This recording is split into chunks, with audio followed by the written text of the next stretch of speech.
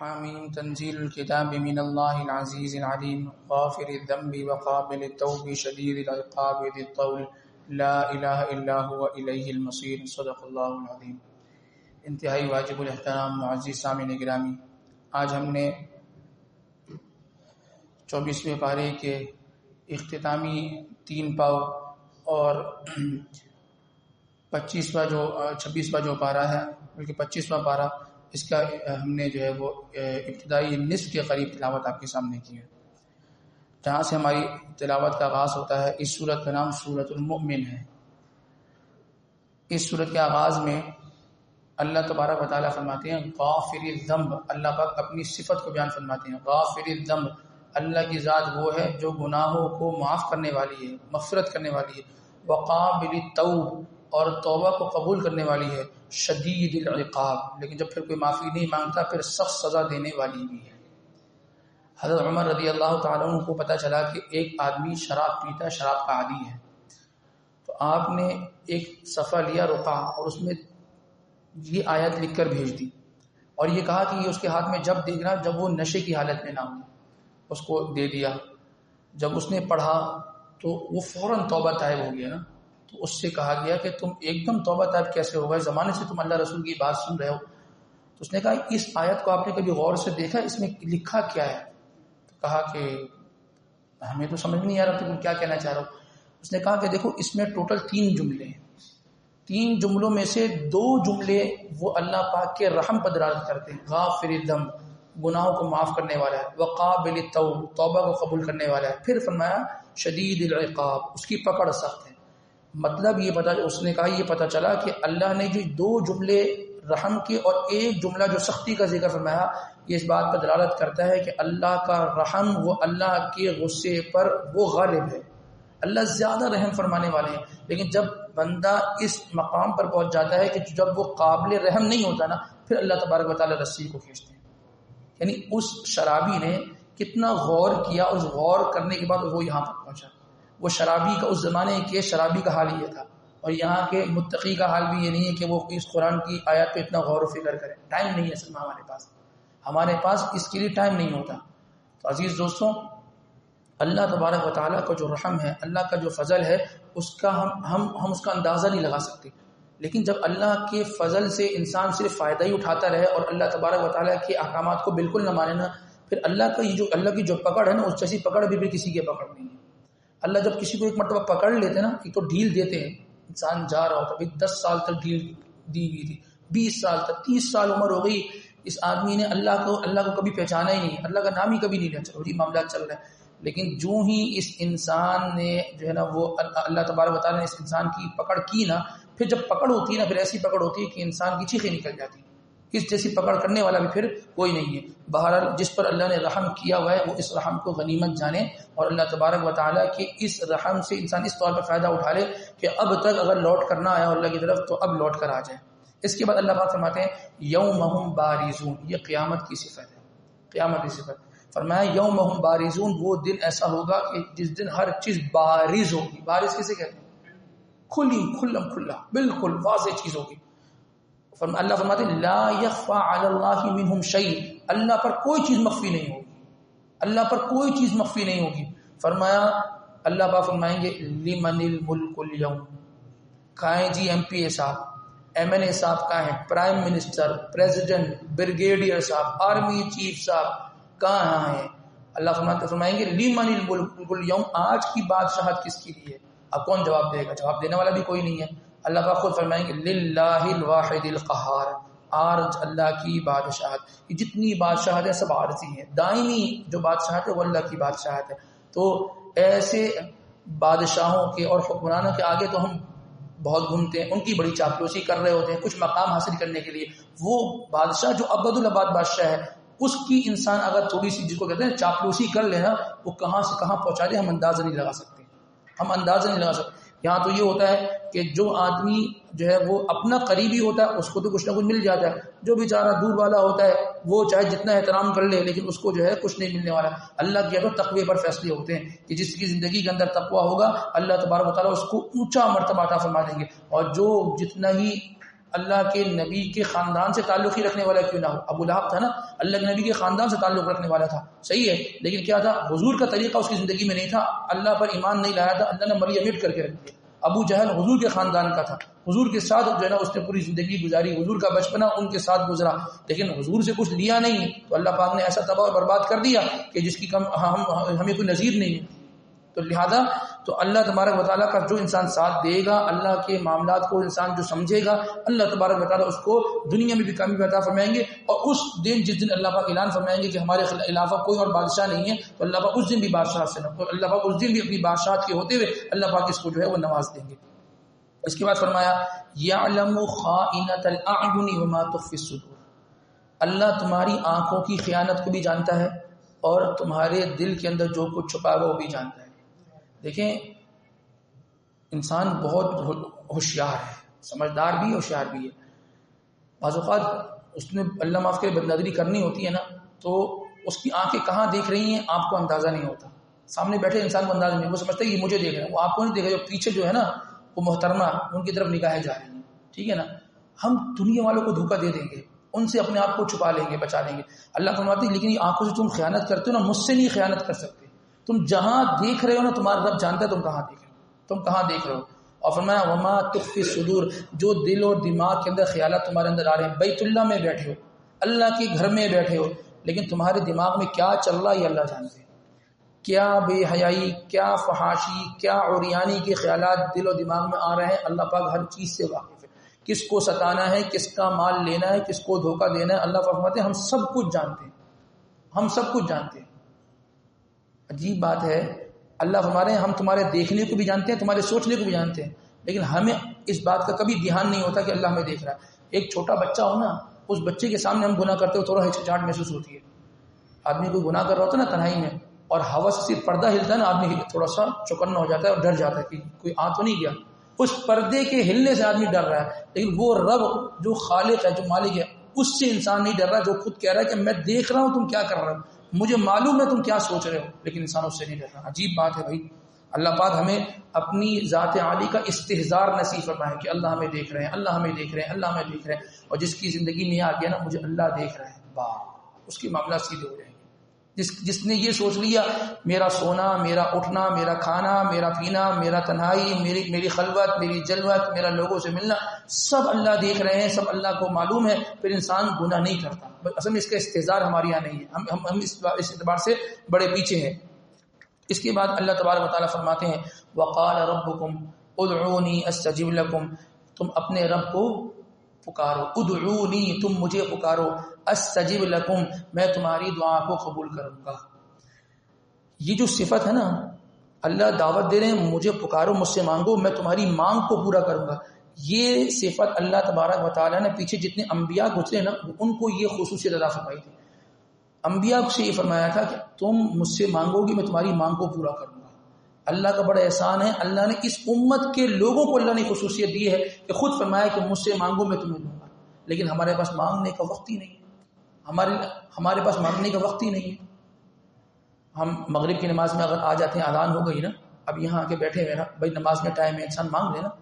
انسان ظہر کی اذان ہو گئی، مسجد میں آ گیا، بھی 15 منٹ نماز کے اندر ہے، انسان اس وقت میں اللہ سے دعا مانگے. حدیث میں آتا ہے الدعاء لا يرد بین الاذان والاقامہ، وہ دعا کبھی رد ہی نہیں ہوتی جو اذان اور اقامت کے درمیان مانگی گئی. لیکن ہمارے پاس ٹائم ہی نہیں ہے. کتنی قیمتی راتیں ہیں. حدیث میں آتا ہے رمضان مبارک کے مہینے میں اللہ پاک روزے دار کی دن کے وقت میں اور رات کے وقت میں لازمی ایک دعا کو قبول کرتا ہے. آج 19 روزے گزر گئے، ایسے ہی نا، ان 19 روزوں میں ہم نے 19 دعائیں بھی مانگی ہیں، 19 دعائیں مانگی ہیں. ایک دعا صبح قبول ہونی ہے، ایک رات قبول ہونی ہے، ہم نے مانگا ہی نہیں. ہم کس چیز کے انتظار میں ہیں بھائی؟ بن مانگے کہیں نہیں ملتا. دنیا میں کبھی دیکھا ہے جب تک آپ اپنا حق نہ، ہماری تو لوگ کہتے ہیں حق چھیننا پڑے گا بھائی. یہاں پر بھائی یہاں تو چھیننے کے لیے تیار ہے، اور وہ خالق جو دینے کے لیے تیار ہے اس سے مانگنے کے لیے تیار نہیں ہے. بھائی ٹوٹا پھوٹا انسان کو جیسے مانگنا آتا ہے اللہ سے مانگے تو صحیح.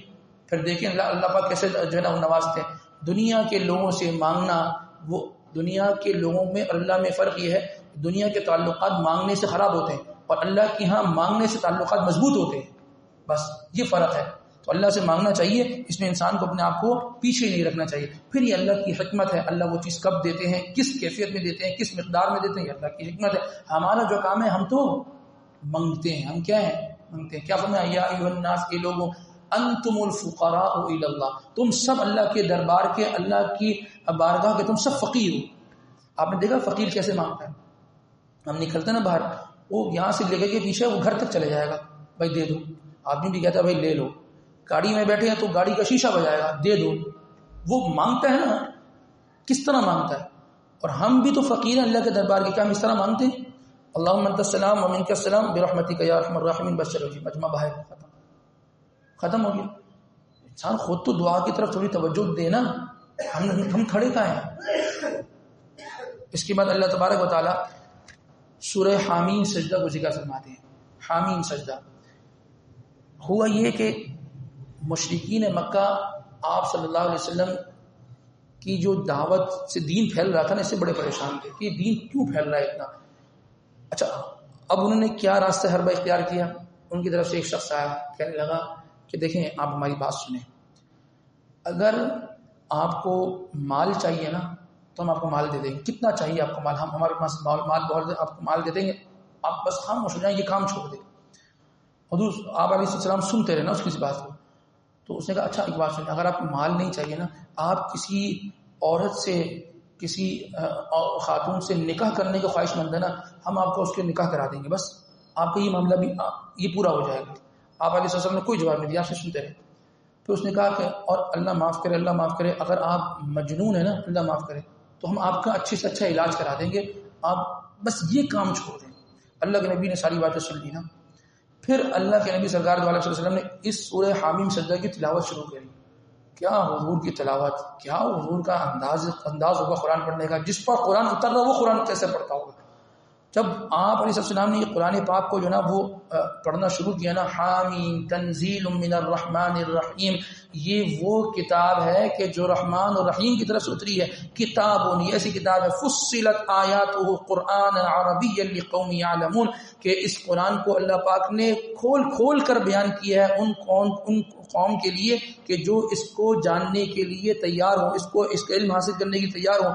بشیرا و نذیرا، اس میں خوشخبریاں بھی ہیں، اس میں ڈرانا بھی ہے. فاعرض اکثرهم فهم لا يسمعون، بہت سارے لوگ ایسے ہیں کہ جو اس سے اعراض کرتے ہیں اور اس کو سنتے نہیں.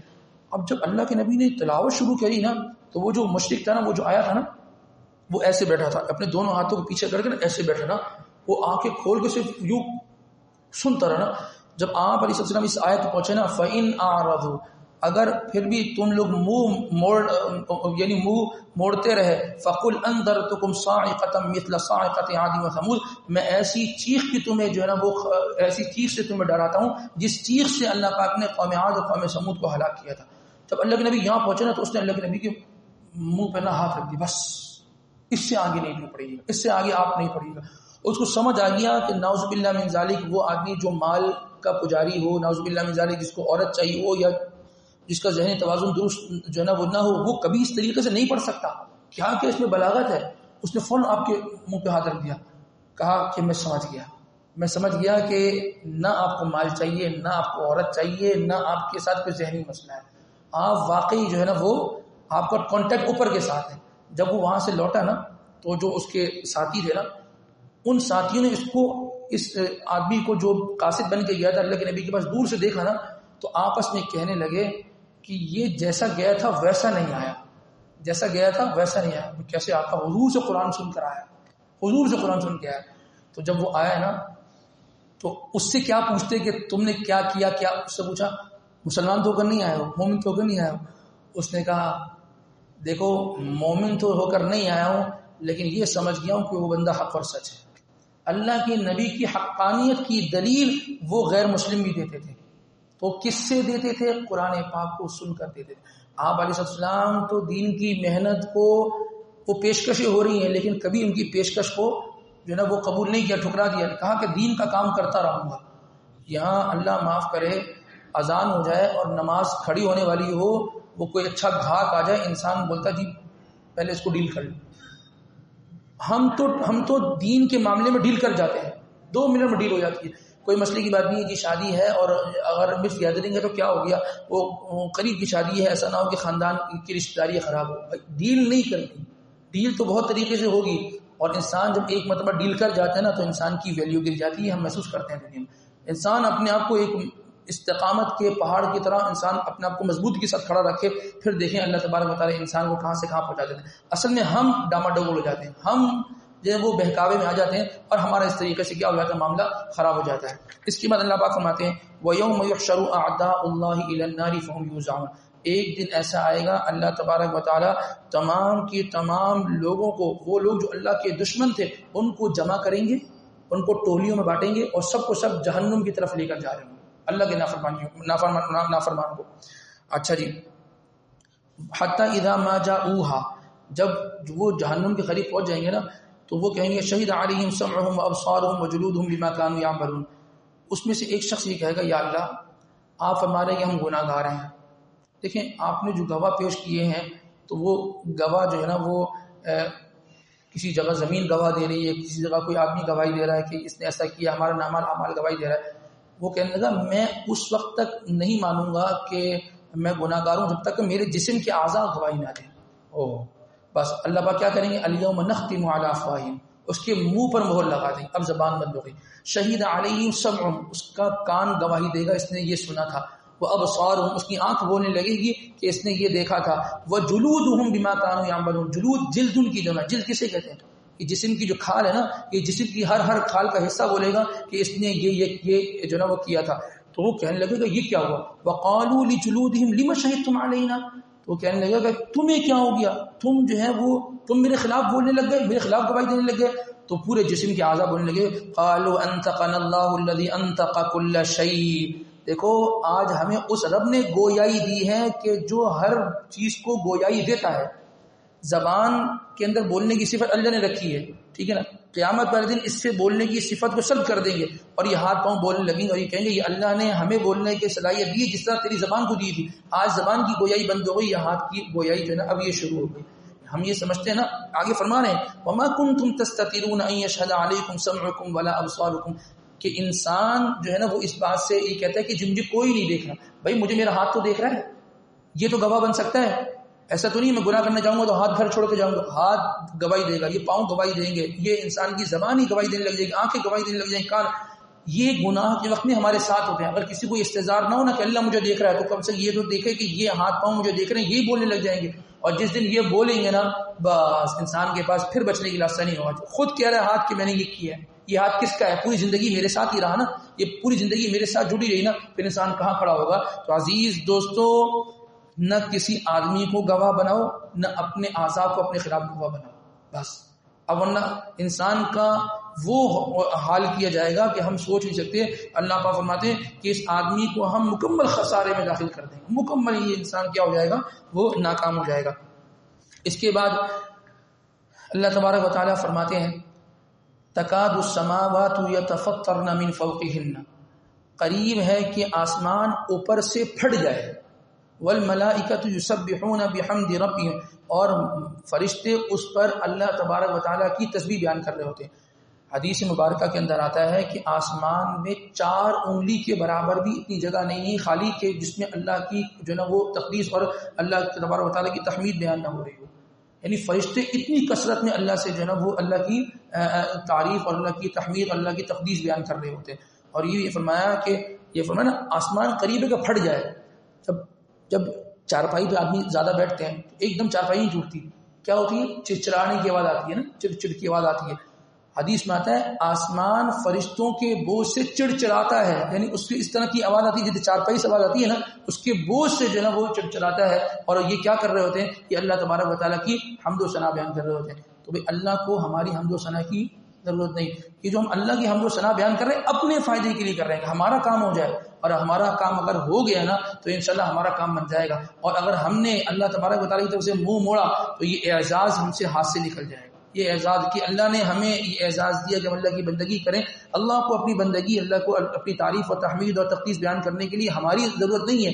اللہ پاک کو اللہ کی تعریف بیان کرنے کے لیے یہ موجود ہیں فرشتے، اور یہ انسان کے لیے یہ اللہ تبارک و تعالیٰ کی تعریف جو ہے نا وہ کر لیں گے. یہ تو انسان کا اعزاز ہے کہ اپنا اللہ کی بڑائی کے 4 بول بولے، اپنے کام انسان کے ہلکے ہو جائیں گے، انسان کے کام سیدھے ہو جائیں گے. تو تعریف انسان اللہ کی کر رہا ہے، اللہ کی تعریف کرنے پر اللہ ہی اس کا بھلا فرمائیں گے، یہ کسی دوسرے کے لیے نہیں کر رہا. یہ نہ سمجھے کہ میں اللہ نعوذ باللہ من ذالک میں رمضان میں زیادہ روزے کا اہتمام کر رہا ہوں، تراویح کا اہتمام کر رہا ہوں تو اس میں اللہ کا فائدہ ہے، میرا ہی فائدہ ہے بھائی، میری خبر جو ہے نا وہ سیدھی ہو رہی ہے. اس کے بعد اللہ پاک فرماتے ہیں وَلَوْ بَسَطَ اللَّهُ الرِّزْقَ لِعِبَادِهِ، اگر اللہ پاک چاہیں تو تمہارے لیے رزق کو کشادہ کر دیں، رزق کو کشادہ کر دیں تو کر دیں نا، کیوں نہیں کر رہے؟ سوال ہے نا. اللہ پاک فرماتے ہیں اگر ہم چاہیں تمہارے لیے رزق کو کشادہ کر دیں تو کیوں نہیں کر رہے؟ فرمایا لَبَغَوْا فِي الْأَرْضِ، تم زمین میں بغاوت کرنے لگ جاؤ گے. ہم نے عرض کیا تھا پہلے بھی، جب آدمی کے پاس ہاتھ تنگ ہوتا ہے نا، مال نہیں ہوتا، تو آدمی انسان بن کے چلتا ہے. جب اس آدمی کے پاس مال آ جاتا ہے نا تو وہ آدمی اس کا اترانا اور اس کے اندر ایک فرونیت سی آ جاتی ہے. کہاں سے آتی ہے؟ یہ مال سے آتی ہے. اس لیے اللہ پاک فرماتے ہیں کہ ہم وَلَٰكِن يُنَزِّلُ بِقَدَرٍ مَا يَشَاءُ، ہم آسمان سے تمہارے لیے ایک جو رزق کی مقدار اتارتے ہیں، بڑی ایک اسپیسیفک جو ہے نا ہم مقدار اتارتے ہیں، بس تمہارے لیے اتنا کافی ہے. آدمی کہتے ہیں میرے پاس پیسہ کیوں نہیں آتا، اتنا کیوں نہیں آ رہا؟ ٹھیک ہے، وہ اس لیے نہیں آ رہا کہ اگر اس سے بڑھ کر آ گیا نا تو تم نے پھر جو ہے نا اپنے آپ کو فرعون سے کم نہیں سمجھنا. اس لیے اللہ پاک فرماتے ہیں ہم رزق کو اتارتے ہیں ایک مقدار میں کہ اس کے لیے اتنا کافی ہے. اگر اس سے زیادہ اتاریں گے تو یہ آدمی بغاوت پہ آ جائے گا اور یہ اپنا بھی نقصان کر کے بیٹھے گا. تو معلوم کیا چلا، اگر کسی کے پاس کبھی تنگدستی آ جائے نا تو اس میں ہماری بہتری ہے. اگر مال اللہ پاک دے دیں تو انسان اپنی چادر سے باہر نکلے گا، انسان آپے سے باہر نکلے گا. پھر وہی انسان جو لوگوں اس کو انسان سمجھ کے ان سے ہاتھ ملاتا تھا ان کو کیڑے مکوڑے سمجھے گا. سمجھتے ہیں اسی ماحول میں وہ لوگ جو کچھ بھی نہیں تھے، کچھ مل گیا بڑی بڑی گاڑیوں میں آ گئے، ایسے روند کے جاتے ہیں کہ پتہ نہیں چلتا کہ انسان کو روند رہے ہیں کہ کسی جانور کو روند رہے ہیں. اسی معاشرے میں لوگ ہیں نا، وہ انسان کو انسان نہیں سمجھتے، وہ منہ پہ تھپڑ لگاتے، دیر نہیں کرتے، تم کیا کر رہے ہو، تم کہاں تھے، کہاں سے کہاں آ گئے. بس وہ انسان ایسا فساد پھیلاتا ہے اور سب میں پیچھے کردار کس کا ہوتا ہے؟ مال کا ہوتا ہے. مال کی وجہ سے انسان جو ہے نا وہ اپنے آپ کو سب کچھ سمجھنے لگتا ہے. اس کے بعد اللہ پاک فرماتے ہیں للہ ملک السماوات والارض، بادشاہت کس کی لیے زمین اور آسمان میں؟ اللہ کی. فرمایا یخلق ما یشاء، جس کو چاہتا ہے بنا دیتا ہے، جو چاہتا ہے اللہ بنا دیتا ہے. اور پھر فرمایا یہب لمن یشاء اناثا ویہب لمن یشاء الذکور، جس کو چاہتا ہے اللہ کو کیا دیتا ہے؟ اناثا، جس کو چاہتا ہے بیٹی دیتے ہیں. وَيَهَبُ لِمَن يَشَاءُ الذُّكُورَ، اور جس کو چاہتے ہیں کیا دیتے ہیں؟ اللہ لڑکے دیتے ہیں، بیٹا دیتے ہیں. فرمایا اَوْ يُزَوِّجُهُمْ ذُكْرَانًا وَإِنَاثًا، اور بعض کو کیا اللہ پاک کیا دیتے ہیں؟ لڑکی بھی دیتے ہیں اور لڑکا بھی دیتے ہیں. اور فرمایا وَيَجْعَلُ مَن يَشَاءُ عَقِيمًا، اور جس سے چاہتے ہیں کچھ بھی نہیں دیتے. یہ اللہ کا نظام ہے. کیا فرمایا؟ جس کو چاہتے ہیں ہم لڑکی دیتے ہیں، کسی کو اللہ لڑکا دے دیتے ہیں، اور کسی کو اللہ دونوں دے دیتے ہیں، اور کسی کو اللہ کچھ بھی نہیں دیتے. فرماتے ہیں یہ کہاں سے ملتا ہے؟ پیر صاحب کی ایسے اولاد نہیں ہوتی ہے، ہاں یہ ادھر ادھر سے نہیں ملتی. کون دیتا ہے؟ اور اللہ فرماتے ہیں ہم دیتے ہیں، اور جس کو چاہتے ہیں، جس کے لیے جو بہتر مناسب ہوتا ہے ہم اس کو عطا فرما دیتے ہیں. اور آپ اس میں ذرا یہ دیکھیں اللہ پاک نے جو ترتیب ذکر فرمائی، پہلے کس کا ذکر فرمایا؟ بیٹی کا تذکرہ فرمایا. تو اگر کسی کے گھر کے اندر پہلی بیٹی پیدا ہو جائے نا تو یہ قرآن کی ترتیب کے موافق ہے، قرآن کی ترتیب کے موافق ہے. اور پھر اس کے اثرات بشرط یہ کہ آدمی اس کو بوجھ نہ سمجھے. بعض ہم نے پہلے بھی ذکر کیا، بیٹی کی پیدائش کو پتہ نہیں کیا سمجھا جاتا ہے. بھائی اللہ کی نعمت ہے جس کے یہ بھی وَيَجْعَلُ مَن يَشَاءُ عَقِيمًا، جو بانجھ ہوتے ہیں جن کے کچھ نہیں ہو رہا تو ان سے پوچھنا کہ اس کی کتنی بڑی نعمت ہے. وہ اس نعمت کو حاصل کرنے کے لیے اتنی تگ و دو کر رہے ہوتے ہیں کہ ہم سوچ نہیں سکتے. وہ آخرکار لوگوں سے لے لیتے ہیں کہ جی ہمیں دے دو، ہم اپنے گھر میں بچے کو پالیں. یہ اللہ کی کتنی بڑی نعمت ہے. عزیز دوستوں، یہ اللہ کا نظام ہے. اور یہ بھی بتا دیا کہ دیکھو بعض اوقات ایسا بھی ہوتا ہے کہ کسی کے گھر میں کچھ بھی نہیں ہو رہا ہوتا، وَيَجْعَلُ مَن يَشَاءُ عَقِيمًا. یہ بھی اس میں بھی اللہ کی ایک حکمت ہے. اور اللہ تبارک و تعالیٰ کی ایک جو ہے نا وہ اللہ تبارک و تعالیٰ نے ہمارے اس بندے کے حق میں یہ بہتر رکھا ہے کہ اس کے لیے کچھ بھی نہیں ہے. ایک صاحب تھے، ان کے کوئی اولاد نہیں تھی، تو بہرحال انہوں نے جو ہے نا وہ کوششیں کی اور بڑے معاملات چلا، لیکن اللہ کا نظام تو نہیں. اللہ نے جب ایک چیز رکھی تمہارے حق میں بہتر نہیں تو نہیں ہے نا. اب انہوں نے کسی سے اولاد اڈاپٹ کر لی، ڈراپ کر لی. باہر ان سے ملاقات ہوئی, بہت پریشان تھے, بھی کیا ہوا؟ کہنے لگے کہ بھائی اللہ نے جو ہمارے لیے فیصلہ کیا ہوا تھا نا بھائی اسی میں حکمت تھی اور اس میں بہتری تھی. بھائی کیا ہوا؟ کہنے وہ لی ہے اور اس کے بعد وہ اتنی سخت بیمار ہے کہ آج یہ سمجھ لیں کہ تقریباً ہمیں 2 ہفتے 21 دن ہو گئے اور ہم اسپتالوں کے چکر کاٹ رہے ہیں اور کچھ نہیں سمجھ میں آ رہا کہ کیا ہوگا. بھائی اللہ نے ہمیں عافیت میں رکھا تھا, اللہ نے ہمارے لیے جو فیصلے کیے تھے نا وہ فیصلے صحیح کیے تھے, بس ہم بعض اوقات جو ہے نا وہ بعض چیزوں میں بہت زیادہ جو ہے نا وہ اللہ تبارک و تعالیٰ سے لگ جاتے ہیں کہ اللہ پاک یہ چاہیے, ضد جو اس کو کہتے ہیں نا, تو جس میں اللہ پاک نے ہمارے لیے بہتری رکھی ہے اللہ سے یہی مانگنا چاہیے اللہ اس بہتری والی چیز کو ہمیں دیجیے گا اور ہمارے ساتھ اللہ پاک آپ بہتری والا معاملہ فرمائیے گا. اللہ تبارک و تعالیٰ ہمیں ان تمام تر باتوں پر کہنے سننے کے ساتھ ساتھ عمل کی توفیق نصیب فرمائے. وآخر دعوانا الحمد للہ رب العالمین.